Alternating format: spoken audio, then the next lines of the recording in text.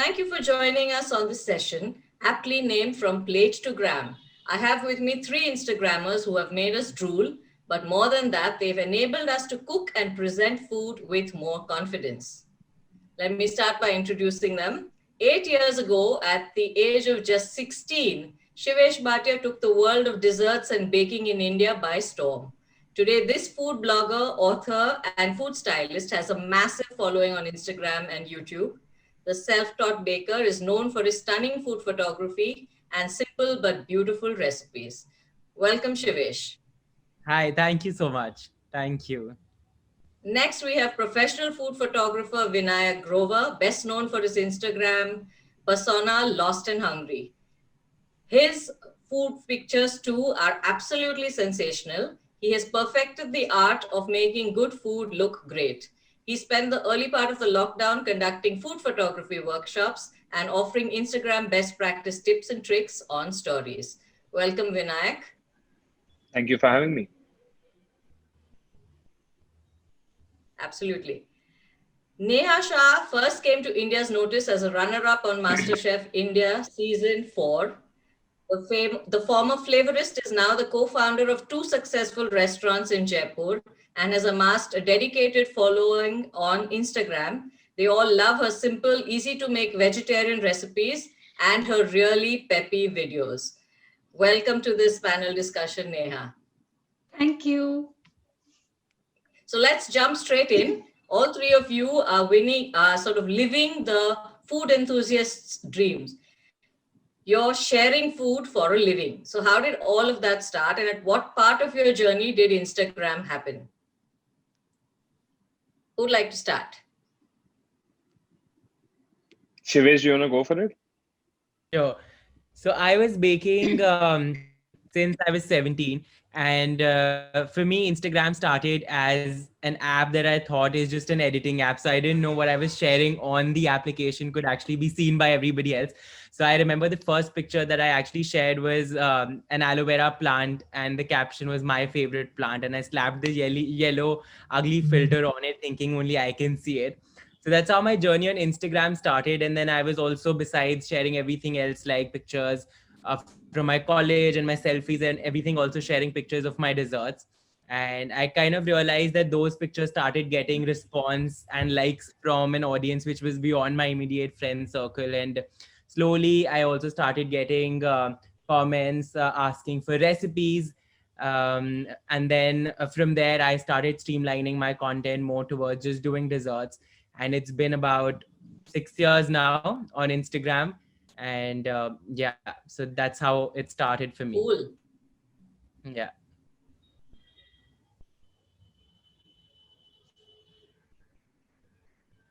That seems like you just sort of stumbled into it and did really well at it. I think that's quite amazing. That's an amazing story. Vinayak, you want to go next? I don't know actually how many people know this, but Accidental Instagrammer. Accidental Instagram, true. I actually got my first ever job because of Instagram. So the platform's always been like special for me. I was on Instagram and I used to post anything and everything. I actually wanted to be a travel photographer when I was in college because I saw Ye Jawani Hai Diwani and I was like, okay, that's the life I'm going to go for. But when I was in college, there's this Instagram account called Mumbai Foodie that posted a photo saying, "Hey, we're hiring. Would you like to join us?" And because of that Instagram post, I actually ended up interning there. For 7,000 rupees, that company made me do business development, sales, marketing, social media, photography, editing, and sometimes even like pick up luggage from here and there. I was really underpaid, but I really enjoyed that job because I was around food all the time. Um, so just for anyone watching this, my tip is that don't do all of that for 7,000 rupees. But Instagram can be like an amazing platform to like make connections with people who you don't know. Like Shivesh really said, it was the first platform we found out which was beyond our immediate circle. So yeah, I got my first job in food because of Instagram about 5 years ago. You guys are really inspiring. Really, I really didn't know anything of both of these. You posting aloe vera plants and you doing everything and sort of, Yeah. sort of and giving tips while we are at it already. So, Neha, tell me how you sort of got into the whole food thing and the So for Instagram. me, Instagram's very new. Okay, I'm only a 9-month-old blogger. You know, Really? so 9 months prior, I wasn't even present on Instagram. I mean, I it was negligent. You know, I would never post anything. I've been I've been an ambivert. You know, so plus I was very busy. Like running two restaurants was like a full-time job, so most of my time, energy, everything went into it. When the lockdown happened, my restaurants were shut for 2 months. So those 2.5 months were like the tipping point for me. I would get messages from all my friends asking for recipes, and I'd be like, I cannot just sit and give each person a recipe. So it started with a recipe for a bread actually. So a lot of my friends pinged me that, hey, can you share a recipe of a bread? And I was like, okay, I'm going to bake a bread, I'm going to shoot it, and I'm going to share it, and you guys can all have it. So that's how it all started. And then just like how Shivesh said, I realized that, so see, MasterChef happened in 2015 when Instagram was just flourishing. It wasn't even there. So at that point I did not even probably make most of it. I had about 8,000 followers in April. you know so Wow. the account grew only in the last 9 months. I've never done any pay, like, until, like, and I realized that the account grew without doing any promotions, marketing, paid advertising, nothing. So I realized that people were just hungry for content. And the moment you see that there are people beyond your immediate circle who are interested in what you're doing, it's motivating, right? So it Yeah, pushes you to keep on sharing. It pushes you to and when people tag you in their creations, you feel really happy. I mean, that's the biggest reward. You feel so true. happy that you could share a meal with somebody and Yeah. be a part of their dinner table and conversation. So I think that's been the most amazing thing. So yeah, the lockdown might have not been nice for a lot of people, but it was really nice for me. No, I think all of y'all actually sort of gave a lot. I mean, we're going to come to more of that, but I think a lot your attitude in this has actually been to give so much, which probably totally you deserve everything that the lockdown gave you because you gave so much. So I mean, that's really nice that we can see something positive. And of course, there have been other positives, but this is one that I mean, I would never have guessed for Neha. I know you two guys have been around for a while, but I've never guessed for Neha that it has just been the lockdown that Yeah. has sort of taken her on such a upward trajectory. So that's great. Okay, so for you as well as for many other people, Instagram has sort of really sort of worked during this lockdown, and it is a very visual medium, and now so many people are putting so much content out there, also because we've been in lockdown and you had time to actually sit down and do these things. So how did you actually hone your skills in that time to stand out so strongly in the whole clutter of everybody putting out content? So for me, content creation wise, lockdown was a slightly tough, but also very rewarding as a period, because I suddenly found myself being a one man show again after so many years. Because now, in the last few years, I've gotten very used to working with the team. I have a kitchen team that helps me with the baking, then a video team that helps me with creating the videos, and then an editing team that puts everything together. But suddenly in the lockdown, I kind of found out that, okay, I'm alone in the kitchen, and everything that needs to be done has to be done by me. And I initially thought that it's going to be like a month long thing, and I was like, oh wow, it's going to be fun, let's do it. And then later, a couple of months later, I realized that, okay, this is how it's going to be for a while. And I remember I would wake up every single day and do a recipe almost every day. I would put my phone on a tripod, record the video, and then also edit it on my own and put it out on YouTube. And besides, of course, weighing out the ingredients, and then clearing up the mess that follows on an everyday basis. So for me, it was actually learning about a lot of things, because I had never, since the beginning of my YouTube career, I've always worked with a videographer. It was the first time that I was recording videos on my own. It was the first time that I was editing videos on my own. And the funny thing is that editing has always happened remotely, but in the lockdown, I had so much time. And then I also felt that it was just easier to edit a video than actually upload the entire data and send it to somebody else, because I'd also never done that on my own. So I kind of, picked up on so many other skills that actually are a part of my profession, but I never really got to do. So for me, it was about learning a lot of those things, and also in terms of baking and sharing recipes, going back to basics a lot, because I realized that in the last couple of years, all the recipes that I've been sharing, and even my thought process in terms of content planning, has always been to kind of think of fancy recipes and doing something elaborate. Because I would, like, okay, I'm making a batch of cupcakes, guys, you guys keep the frosting ready. But then I realized that, okay, I'm the only person in the kitchen, and that is how it is for most of the people who are actually Yeah. going to use the recipes.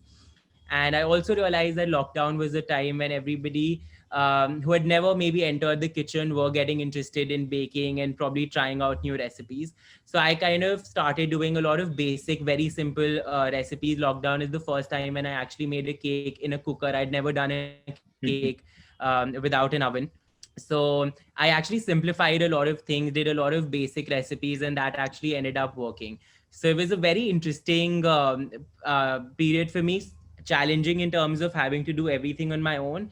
And I say rewarding because, again, as you mentioned, a lot of new people, new subscribers. I remember when we were before we entered the lockdown, my subscriber count on YouTube was 40,000, and today it's grown to 480,000. So that's the kind of traction I was able to get during the lockdown. And so I feel all the work on that content that I did during the lockdown on my own was very worth it, and I would do it again. Not that I want to, but if I had to, I would.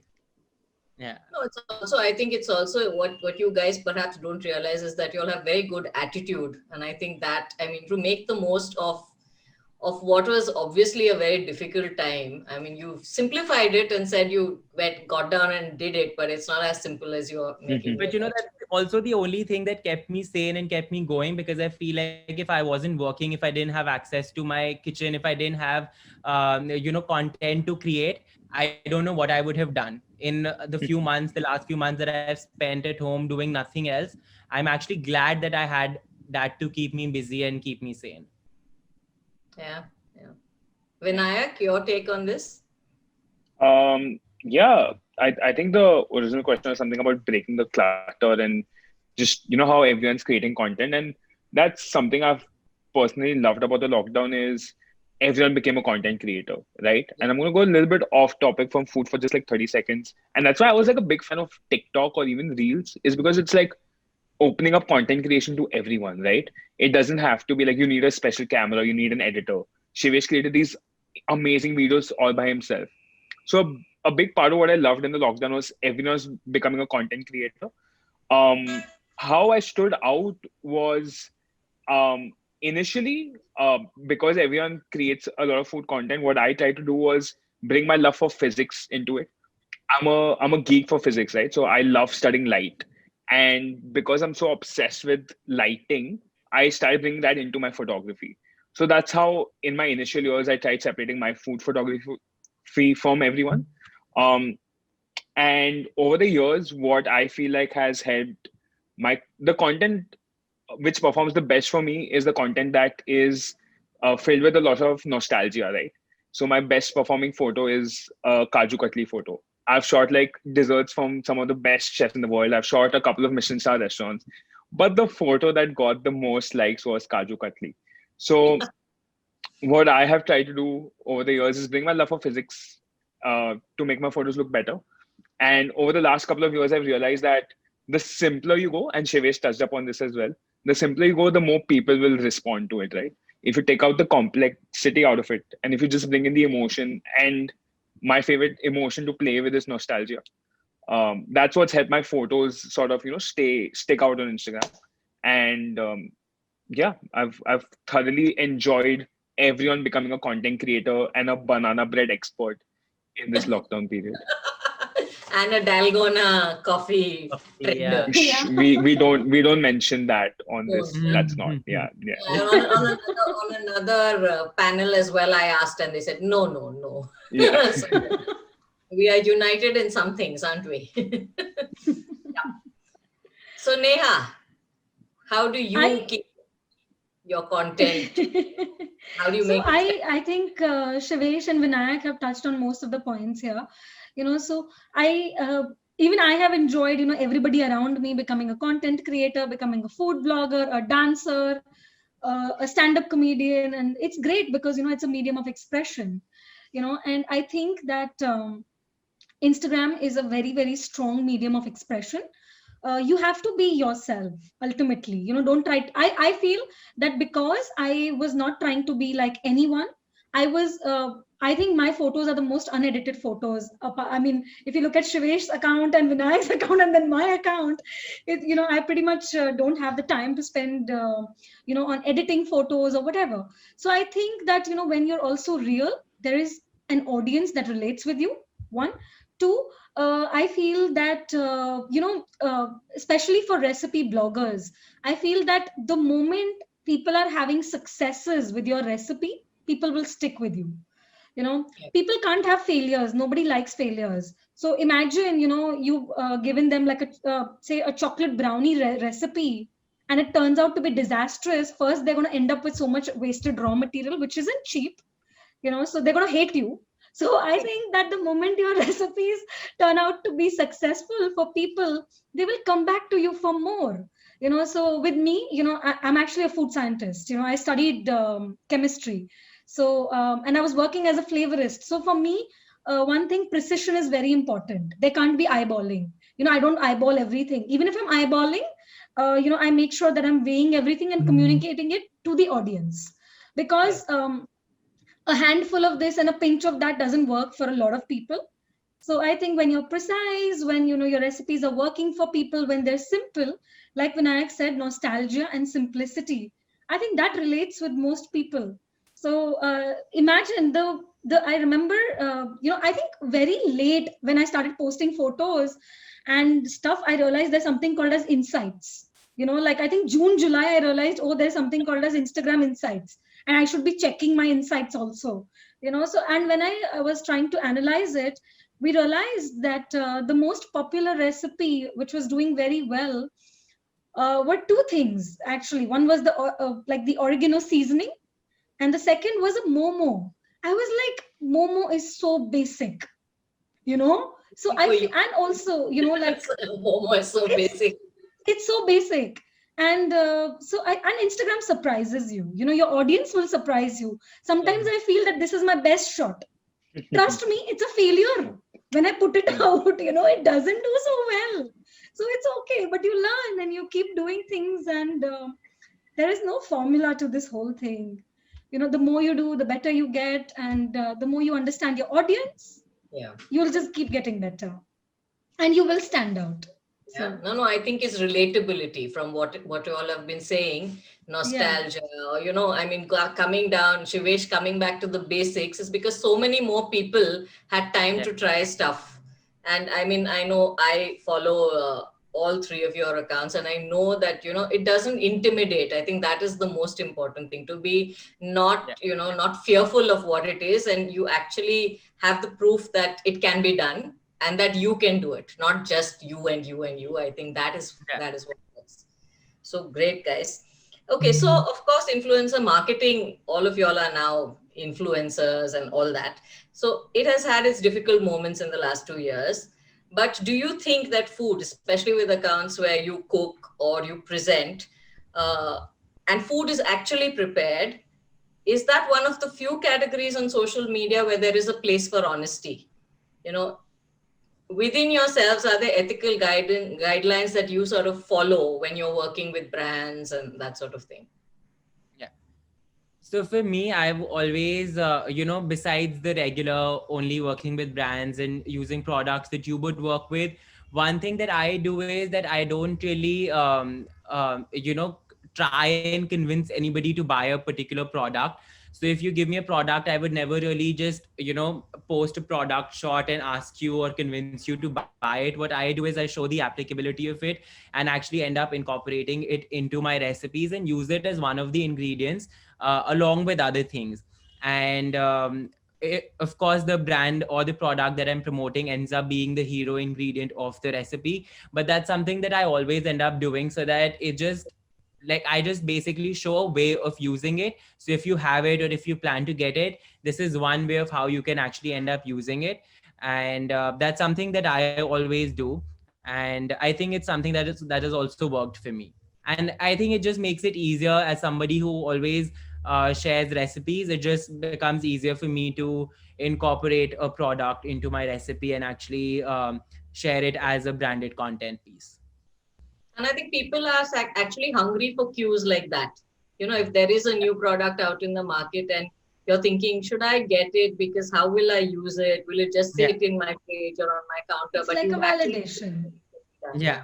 So, And yeah. it also works in a way for the brand also, because if somebody sees it online or in a store, they might think of the recipe that they'd seen on my page and think, okay, that looked interesting, let's just pick it up, I'll probably end up trying that recipe out. Yeah. So yeah, that for me has been these are also brand associations that I actually enjoy doing, because it's basically marrying the content that I do, and also promoting the brand content. So my idea since day one in every single content piece that I share is that if anybody is taking out the time to watch my video or even look at a static image that I post, it should add some kind of value to their lives. So I always try to share some kind of knowledge, some kind of recipe, some kind of tips and tricks that would actually become helpful for them, either now or in the future. So even with the brand integration, I always make sure that they take something back, and it could be a recipe, it could be a hack, it could be a tip. And Yeah. that has always been my way of doing a branded piece of content. Absolutely. And they, first of all, they're coming to you because they trust you. And after some time, Yeah. I think then they learn to trust your ethic in the whole piece as well. So that really works. Yeah. I Neha? think what's I'm sorry, Neha, would you like to? Oh, Vinayak, go ahead, go ahead. I think what's been really interesting about 2019 and 2020 is that so many influencers and so many content creators, audience at some point just got tired of it. And they're like, you know what, I've seen enough of beach vacations and I've seen enough of you chilling at five-star hotels.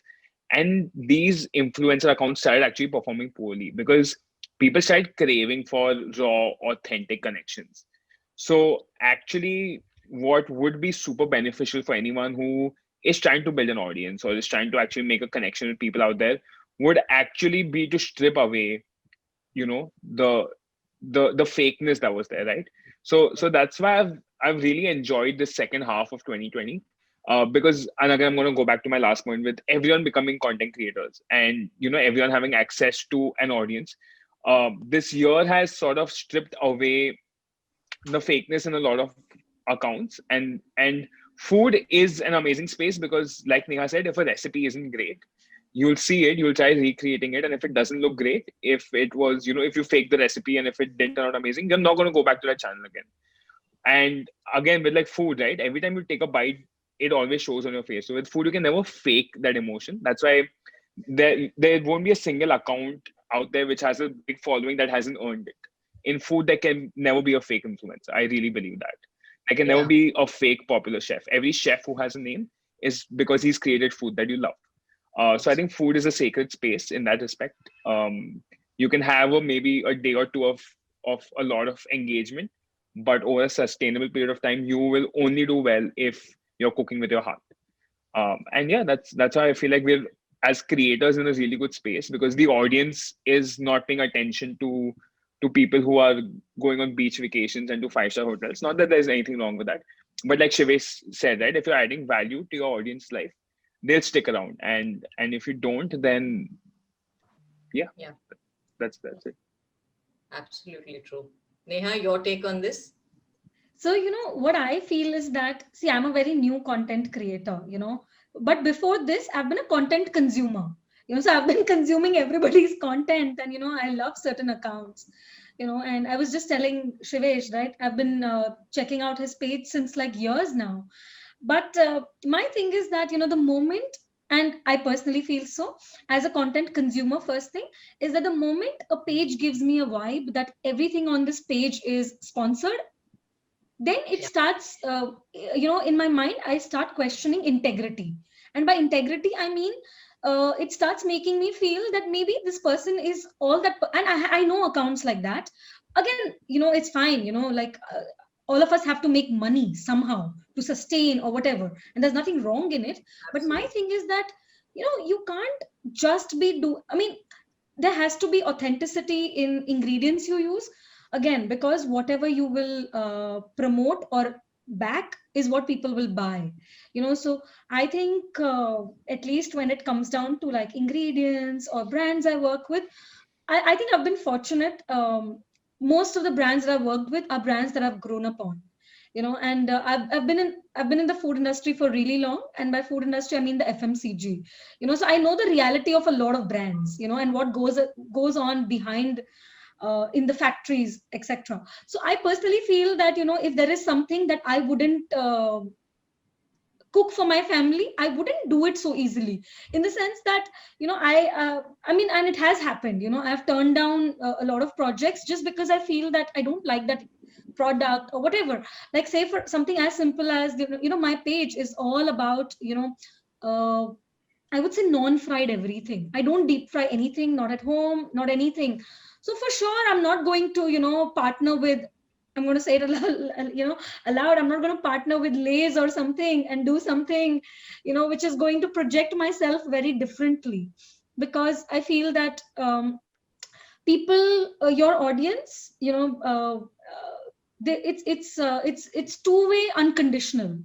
I feel content creators are also very unconditional, and so is the audience.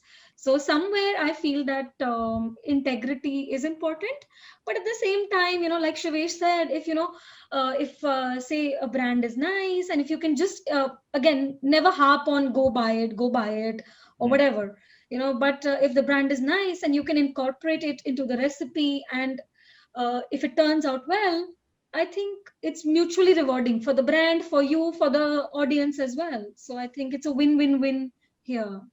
Yeah. But somewhere you have to draw a line, and I want to say this. At the start of the lockdown, I think, food became like the guitar. I would say, everybody was, like, cooking, cooking, cooking. And I had a couple of beauty brands, and these are famous beauty brands who, reached out to me, and one of this beauty brand was something that I use, not just because they wanted to collaborate or anything. And I was like, okay, fine, I will do something for them. And it was a 100% natural beauty brand, and they wanted me to create a recipe with the ingredients that they use too. And I did have this one message from this one girl saying that, these brands are actually trying to make sales, uh, they're trying to push out their product using your page. I don't think you should do it. And then I realized that it's an expensive brand, maybe. And that, I think, it was an eye opener for me when I realized that, okay, this is where I need to draw a line. There are certain things I don't want to do, there are certain things that I would do happily. So I think, when you do, you learn, and then Yeah, yeah. you realize. And I think after some time you realize that no compromise is possible. I mean, Exactly, yeah, quality perspective. is king. People are, I mean, yeah. And you can't fool everybody. You might be able to, Mm. fool one, but No, you can't. that's the extent that you. Okay, another sort of honesty when it comes to presentation, because Instagram, most things look very, very picture perfect. What are the ethics of editing in such a way that might not be sort of conveying the reality of what it is? How far is too far if you want to take a post from foodgram to foodgasm? Have you all, you probably come up with this dilemma quite often. How would I you think sort this panel is not the best to answer this because I've seen Neha's photos and Shivesh's and the kind of food that I click, and we are blessed to just create such stunning food that we actually don't have to manipulate our photos a lot. And the thing is that one of the reasons why like our photos look so good is that when you see the photo, you can tell that there isn't a lot of manipulation going on, and I feel like people can see through the nonsense very quickly. So that and that's what stopped me from ever like even experimenting with it. I will be super honest with, and I have a confession to make. A lot of my photos have smoke in them, and honestly, smoke doesn't capture very well on camera. Maybe Shivesh and Neha will agree with me. Maybe they've struggled with capturing smoke too. I sometimes put an agarbatti behind the At the dish, back. and that creates a lot of smoke. Yeah. So I am personally okay with that, and I get good sleep because the photo looks stunning. So I personally try using some simple tips and tricks. So anyone trying to capture smoke in their photos, you can use agarbatti. But anything beyond that, like anything in Photoshop is a big no-no for me.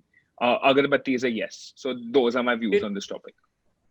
I I like Those think agarbattis. shades to not much. photography are not actually intrinsically changing anything, and I But I feel if like I there's heard you not well, much that you can do with food. It could also be coming from a very limited understanding of my editing because I don't have the knowledge of softwares like Photoshop, and I honestly don't know so much that can be done. But I feel like when it comes to food, there's only so much that you can do. Like if you're at a beach, you can change the sunset and you can add trees and you can add birds and all, which could be fine. But if you're shooting a cake, or if you're shooting say like a strawberry cake, everybody know how red a strawberry looks, and there's only so much that you can do about it. I can't really make it magenta because as in a strawberry is red and everybody knows that, right? So I just feel like there's only so much that you can do with food, as in a little bit of editing just to enhance the colors and all is fine, but you can't really add and remove stuff, or at least like according to my knowledge of it. yeah, So yeah. Vinayak will always tell you you must edit at least a little. I do. I do. I really, a lot of people joined my class and they would use Instagram filters. And I was like, my Yes, class has very few rules. Number one is that you will never ever use an Instagram filter in your life again. Yeah. And the second rule was that everyone who signed up had to just swear to not drink dalgona coffee again after the class. And it most of them have followed both the rules pretty well. So yeah, I think editing is important. It you look at Shivesh's photos because they look so vibrant and they look so good, and a little bit of color correction is done even in like movies, right? It's done in cinema. It's done in all forms of art. So editing is important for sure. And of Agarbatti course, is there's cool, a but little bit don't looking use in anything proper. fake. Yeah, I'm Yeah, agreeing exactly. that. So just to enhance how it actually Yeah, looks is fine. But yeah, then if you go beyond and cross the line of it not looking natural anymore, is where I would, stop looking at food images. And I feel like again, as I said, if you do that, everybody and anybody would know that this is not how, for sure. food looks. So yeah. yeah.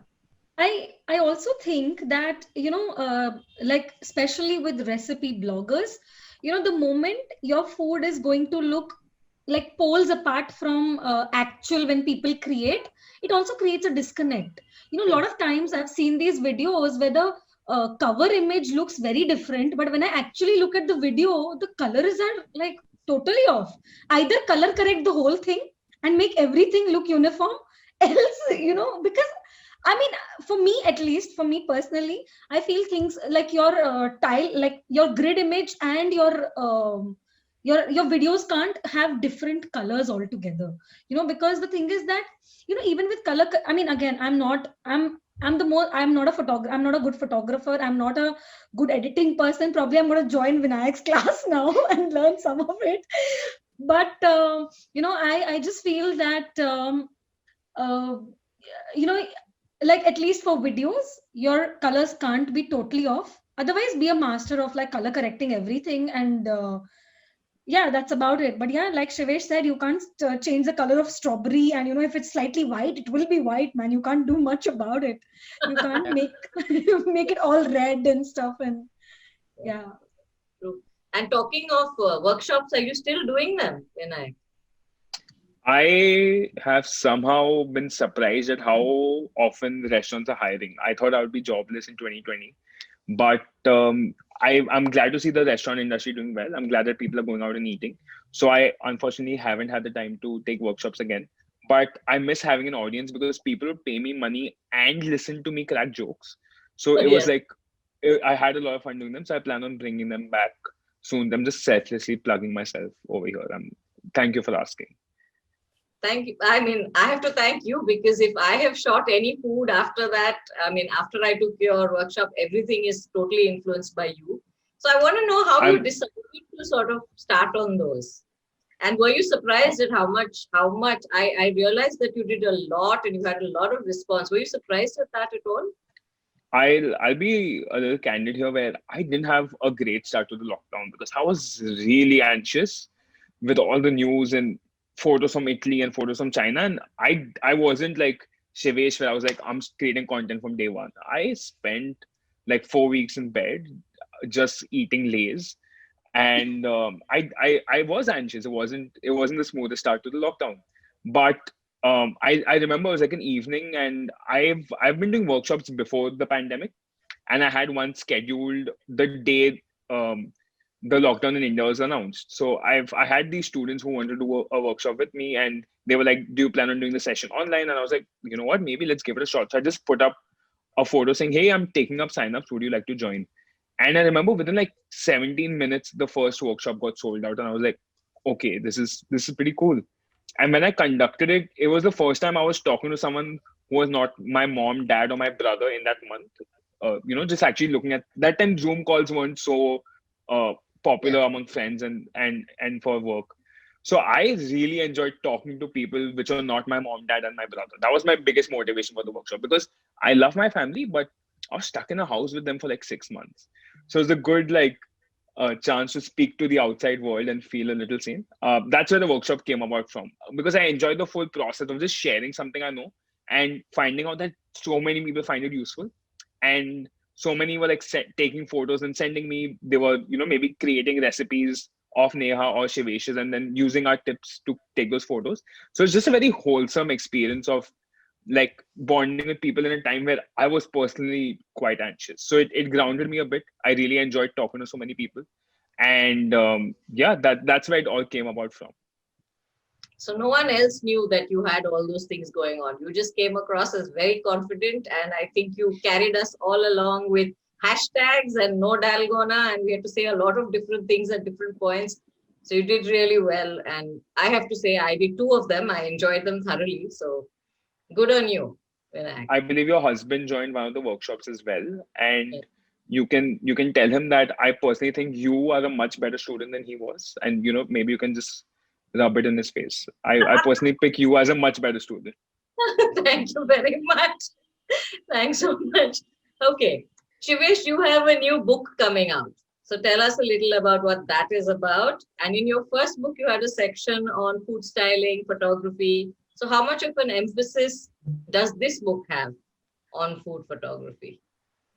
So this book also has 100 images that I've styled and shot, which I like to believe are beautiful and nicely styled and photographed. But the emphasis of the book is not on that at all. In fact, with the first book, a lot of focus was on how do you dress up the final product, how do you style it in a way that it looks good on camera, how do you get it ready for social media.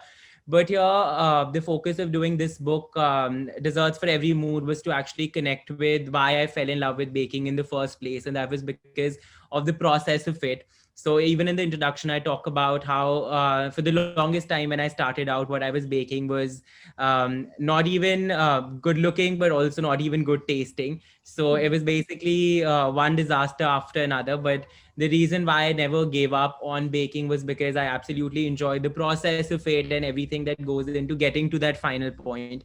And that's exactly what this book is about. And even the cover says 100 feel good recipes. So the recipes are supposed to, get you to enjoy the process, explore what you can do as a baker, and try out different desserts. So there are a lot of different categories. There are cakes and cupcakes, tarts, muffins, pies, absolutely everything. So the focus is not on food styling and photography at all. It's about enjoying the process of baking. And when is it due out? It actually released on 8th of December, which is 2 days back. Yeah. Oh, that's nice. Congratulations. Congratulations. What a Thank you wonderful. so much. Yeah. Thank you. Okay, and now Neha, you are the co-founder of Meraki Kitchen and White Sage in Jaipur. How different is it, cooking for social media from presenting food offline? And what do you enjoy about both? So, running a restaurant obviously is very, very different from actually cooking for the camera in general.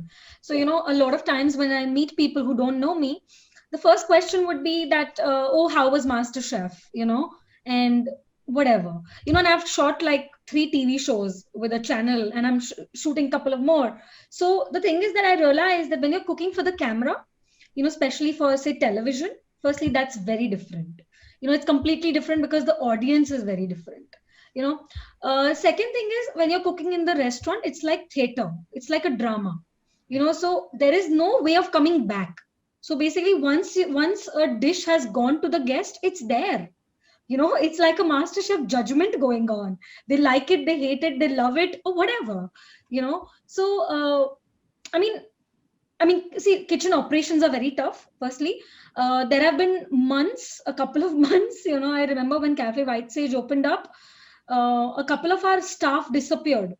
So for like, I think 1.5, 2 months straight, I was manning the kitchen completely with like two absolutely junior boys. So there are days, and I've stayed in the kitchen till 2 in the morning. I've come to the restaurant at 5 in the morning sometimes.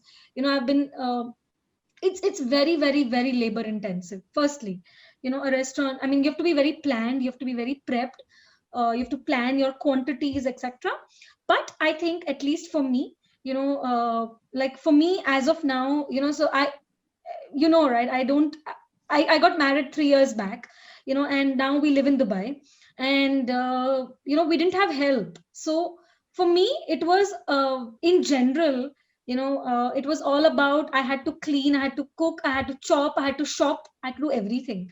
So it can't be, I mean, I can't, for me, I think house is also priority, because I love eating good food. I can't be eating substandard food every day. So whatever goes on to Instagram is pretty much what we eat as well. We do eat it. So it's not like I'm cooking for Instagram separately. Sometimes menus are planned in a way, whatever is going to be put up, whether it's a dessert. Obviously, we don't just eat dessert, we eat other things too. But it is pretty much what we eat as well. So for me, it has been very simple food. It's not super glamorous or anything. Yes, I love cooking food. I love presenting it in a nice way. It has to look beautiful. It has to look appealing, but that is also the way I like it. But definitely, I think Instagram's been very different for me, because I'm still learning. I'm still learning. I'm still trying to understand how things function. For the longest time, I did not know what reels were. Like, and I see a lot of these people, and I'm like, in fact, there are so many, even now. Like, I listen to these songs and these content creators, it's great, but I don't like it sometimes. People dancing, I don't like it, and, but that is just me, it's their medium of expression. But I think because I'm learning, I'm still learning. So I pretty much do everything myself. I shoot myself. Now we have help at home, but to do other stuff like cleaning and other things. But I pretty much cook myself. I shoot myself. I edit myself. The videos go up. Whatever. I have a little setup at home. So I was not creating videos. I realized that. Oh, people want videos. People don't understand when I say make a soft dough. How soft? People like, how soft, like in the restaurant, nobody cares about a recipe or anything. All people care about is good food. But Instagram, I think visual appeal, plus people need to have precise instructions. So I realized I want to do videos. So I just learned. And then my husband's, he's a techie, he's an engineer. So he helped me build a setup which is mobile, so that we can shift the camera, we can shift things around very easily, and then I can shoot. I have no knowledge of light. Vinayak, I have to join your workshop so that I understand light now, so I only shoot with natural lighting. I have like limitations of, Maybe even I shoot only with natural light. Vinayak, like, you have to take a bowl of tomatoes and go and find different windows at your. So, I'm going to share something really funny. So we were moving apartments in October, and by then I was creating videos. Our previous apartment was was on the 35th floor. We had a beautiful view, amazing lighting. The entire house was like lit. So amazing. I'm looking for a new house, and I'm telling the broker it has to be lit. Natural light, clear windows, very important. Yeah. I said I want a huge kitchen. So I think priorities changed, and but yeah, I think it's both are fun. I mean, both are fun and very different in its own way. So And I think the menus in your house for anyone living in your house they must be very interesting because you're always coming up with different things. So that's but really, see, your audience tells you what they want. Over yeah, time you'll realize. So my husband doesn't like me asking him, what do you want to eat for breakfast, what do you want to eat for lunch. I think to a large extent he was relieved, because a lot of times I would ask the audience, what do you guys want to see, and that was made. So yeah, he was like, it also, you won't ask me then. So he's yeah. like, I'm okay. So I No think wonder he's helping with all the setup and all because there are a lot of yeah. rewards even apart from the food. Yeah. Yeah. Okay. So, and we So enjoy guys, whatever is made. So yeah, coming to our almost final question, food on Instagram in 2021. What do you predict for food on Instagram 2021? The good, the bad, the ugly? Your forecast. I unfortunately think that Instagram has also become a very trend based kind of a content platform, which is something that I don't enjoy. Because if someone starts doing something and then you see every other person on your Instagram feed doing the same thing, which is not what Instagram used to be about. I think it's an influence of a few other social media platforms. So I unfortunately predict that happening a lot on Instagram, even in terms of food. I hope I'm wrong, because I would love to, still continue to see very different creations, very different recipes from everybody on Instagram. So hopefully that should happen, and not the same this thing that if a focaccia bread is going viral, then everybody is making a focaccia bread. So I hope the trend based culture goes away. It works, it definitely works, and I know for a fact that as a content creator it's very easy to fall into the trap of doing what works, and it's actually a smart thing to do as well. But I personally believe that until a few months back, this is not what Instagram was about. It was about very individual ideas and very individual creativity and what is being put forward. So that same thing popping up again and again is something that I do see happening in 2021, but I hope it doesn't. Fingers crossed. Yeah. What do I you think, think? what Shivesh is saying is right. And especially with like reels, what is Yeah. happening is there are these songs which have started irritating me now. I mean, Yeah. I hate those songs because everybody is dancing on those songs, everybody's cooking with those songs on, and it's not fun. Yeah. you know? It just gets very repetitive, not as a content creator, but as a content consumer. And I can imagine how it would just irritate everybody else on the platform who's not sharing content from a position of a creator. It could just get very irritating because you're scrolling down through your feed and every other content of piece of content looks similar. Yeah. So I Yeah. hope we're able to break through that basically. Vinayak, what do you think? I think the ugly is going to remain, which is my Instagram DMs being filled with just people sending me their bhajia photos and just telling me to like it and follow them back and comment. My Instagram. So, in case anyone's watching this who has sent me a bhajia photo in the past, I want to ask why. I No, am not even a big don't bhajia want to fan, ask so why because I blame you again. I think that trend's going to continue. Unfortunately, that's not going anywhere. So in case you're watching this, do not send me more bhajia photos. And I feel like I made a mistake by saying this out loud because I feel like more people are going to send me bhajia photos now. Anyway, I I think the was just good about is to going to send you a be, bhajia photo. Yeah, I was just yeah, going to say I've brought this upon myself. photos. Hashtag, hashtag no bhajias. And I think the good is going to be that I feel like I'm going around in circles, but I feel the good is going to be content from a lot more people. I have been pleasantly surprised to see you put up so much food content, which has been so refreshing to see. So that's what I'm most excited about. Everyone creating food content, regardless of quality, regardless of likes, and it becoming a more like wholesome process. So the good is lots of food content in 2021. The bad is bhajias. Bhajas. I will not be sending, but I'm sure Shivesh and Neha would like to send you some bhajia photos. Shivesh, would you like to send him some bhajia photos? I think so. I would, in fact, everybody who's watching this who sends Vinayak Bhajia photos can send them to me because nobody is sending me Bhajia photos. So Oh please no. feel free.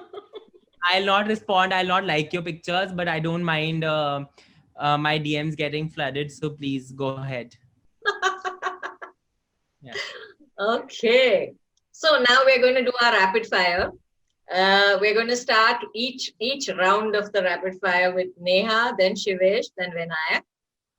Your first statement, your favorite dish to cook or photograph. Neha. Macarons. Wow. Okay. So eggless macarons, okay? Eggless macarons. Sorry, Because I don't. sorry, you got stuck. I couldn't hear the question. I lost network for a second. So I was saying, what is your favorite dish to cook or photograph? And Neha Okay. said macaroons. Okay. Shivesh, yours? Any kind of cake. Wow. And Vinayak? Aloo cheese paratha with extra cheese. Wow. Okay. Neha, your favorite Instagram account at the moment? So I love the feed. I love the feed vegan, all the feeds basically. Okay. And There are Shivesh? too many. There are too many, but there's one Instagram account that I've been following for many years, which is a Swedish food blogger, Linda Lomelino. So I absolutely love her pictures, and for me, that's food styling goals. So that's one account that I really like. Okay. And Vinayak? I feel like I want to say Apple because I have been dreaming about buying a new MacBook to edit photos for a while, and that account is what I spend most of my time scrolling through. So Apple. Wow. Okay. If Instagram shut down tomorrow, what would you do? Neha? I'd still cook. Shivesh? I would ask everyone to subscribe to me on YouTube. Very good. Very good. Vinayak? I would be relieved that I don't have to see any more bhajia photos. I would be happy. Okay. The Bhajas have really struck deep in your heart, I see. And But dalgona. and Dalgo. No, that is the next question. What is Don't the bring it up. worst trend ever? What is the So worst? Vinayak's answer we all know, na? Dalgona coffee. And To me, banana bread also, I think. But yeah. those two. But yours, Neha. Rainbow food. So firstly, I Hmm. don't use food color. Sorry, Shivesh. I know baking needs a lot of color, but I hate rainbow Yeah. or unicorn food. No, I in don't fact, that like it. would be my answer also. A rainbow food would be my answer also. I don't It's love horrendous that as looking. yeah. Yeah. I hate mini pancakes. I feel like Oh, pancakes should be like normal sized, and No, I like them. I feel like mini pancakes are terrible, and that's my next like movement that I'm starting after the bhajia thing is that fuck, no mini pancakes. Sorry, emotions got the okay. better of me. Okay. So it was not, you didn't waste your worst trend on dalgona and banana bread. No, So now you no, know it's mini pancakes and yeah. bhajas. You have lots of them, Vinayak. Okay, now one magic tip for better food, pictures, or content. Neha. I think natural light because I can't function without it. I don't understand light. Once I attend Vinayak's class, I'll be an expert. But until then, I think natural light. Absolutely. Shivesh? I think light makes a lot of difference, and that's exactly what I had in mind also. Okay. And Yeah, Vinayak? another way of putting it is that if it's after 6 p.m., just don't bother taking the photo. Eat Yeah. the Yeah. food instead. And You'll be 4 much p.m. now happier. into winter. 4 p.m. You'll now be into much winter. happier. Oh, Yeah. Yeah. Eat the food instead. Yeah. Yeah. yeah, Yeah. And in that eat the food, everything comes in, right? The ethics, the honesty, everything. If you everything. can eat it, then you've sort of fulfilled all the parameters of what we've spoken of today. So, Absolutely. guys, we are at the end of this. It has been a really interesting discussion. Thank you so much, Neha, Shivesh, and Thank Vinayak. you. I know Thank this is a very busy time for you guys as we go into the festive season. So I particularly want to thank you for taking this time out and for sharing so many interesting insights and tips and things you hate. Thank you very much, and I wish you all the very best. Thanks a lot. Thank you. Thank Thank you. you.